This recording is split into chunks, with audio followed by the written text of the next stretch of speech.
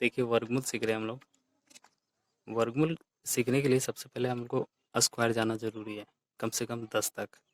तो 1 का स्क्वायर 1 होता है, 2 का स्क्वायर 4 होता है, 3 का स्क्वायर 9 होता है, 4 का स्क्वायर 16 होता है, इसका फर्स्ट डिजिट हमें लिखना पड़ता है 6।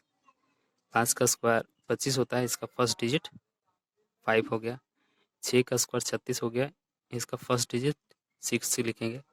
7 का स्क्वायर 49 हो गया, इसका फर्स्ट डिजिट 9 लिखेंगे। 8 का स्क्वायर 64 आया, जो ये 4 है यही 4 लिखेंगे फर्स्ट डिजिट। 9 का स्क्वायर 81 हुआ, तो इसका फर्स्ट डिजिट 1 आया। 10 का स्क्वायर 100 आया, तो इसका फर्स्ट डिजिट 0 आया। तो एक क्वेश्चन है √79 to 1, तो इसका पेयर हम लोग देखते हैं। क्योंकि वर्गमूल है तो इसका लास्ट का 2 अंक ही देखना पड़ेगा हमें। तो देखिए 81 किस किस टेबल में 21 का जो फर्स्ट टेबल है 1 किस किस टेबल में आता है, एक एक एक एक एक में आता है और एक 9 में आता है। देखिए आप यहाँ 81 आया तो एक 2 हो गया। देखिए अब ये 79 है, तो क्या बोलता है ना कि आप इसका नज़दीक वाला स्क्वायर लीजिए, इससे बढ़ के नहीं लेना है, आपको कम ही लेना है। तो देखिए 8 का स्क्वायर हम जानते हैं 64 होता है, और 9 का देते हैं तो 81 आ जाता है। तो मतलब कि इससे थोड़ा ज़्यादा जा रहा है, तो मतलब इससे हमको कम लेना है। तो 8 का स्क्वायर लेते हैं 64 हो गया, 8 का यहाँ पे ले लेंगे, दोनों जगह वैल्यू बैठा दिए तो दो वैल्यू आ गया मेरा। तो दो वैल्यू तो हमें लिखना नहीं पड़ेगा, हमें तो एक ही आंसर लाना पड़ेगा ना।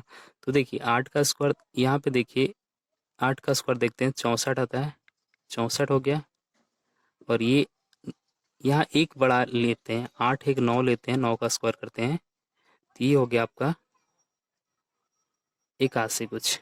ठीक, तो देखिए 79 64 के नज़दीक है या 81 के नज़दीक है, तो देख रहे हैं कि 81 के लगभग में आता है। तो ये आंसर ना होके 89 इसका आंसर हो जाएगा। ठीक है, दूसरा क्वेश्चन हम लोग देखते हैं √4489। देखिए सबसे पहले 9 हमें कौन सा टेबल में आता है, देखिए एक 3 का टेबल में आता है मेरा, ठीक है। और आपका एक आया आपका 7 का टेबल में, ठीक। देखिए दो दो का पेयर हो गया।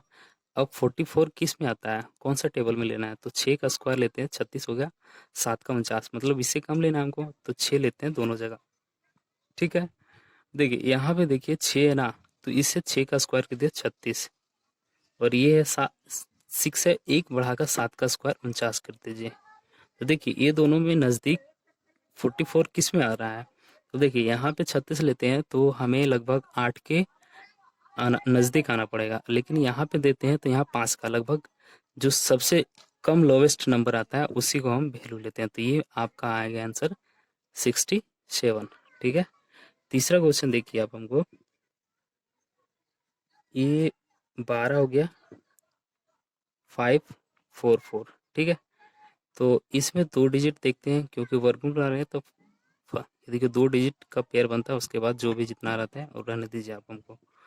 तो देखिए 44 4 किस किस टेबल में आता है, एक तो 2 टेबल में आता है, ठीक है, और एक आपका आ गया 8 का टेबल में। ठीक, देखो 125 हम लोग जानते हैं किसका मतलब स्क्वायर लाना पड़ेगा, ठीक है ना, इससे कम।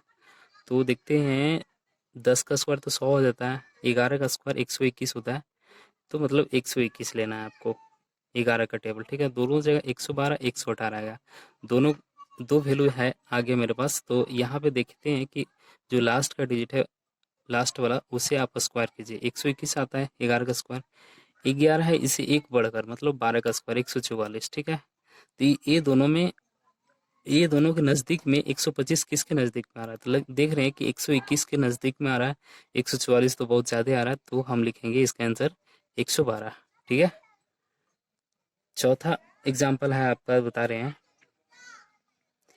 ये 13,689। ठीक है, तो देखिए सबसे पहले ये दो डिजिट लेते हैं और इधर रहने दीजिए इसको। तो 9 किस किस टेबल में आता है, एक तो देख रहे हैं 3 का टेबल में आ रहा है, और एक देख रहे हैं तुम्हारा आपका 7 का टेबल में आ रहा है। ठीक है, देखिए 136 बच गया, तो 136 देखिए 12 का स्क्वायर तो लिखते हैं 144, 13 का स्क्वायर तो बहुत जाता है 169 आ जाता है, तो यहाँ 12 का स्क्वायर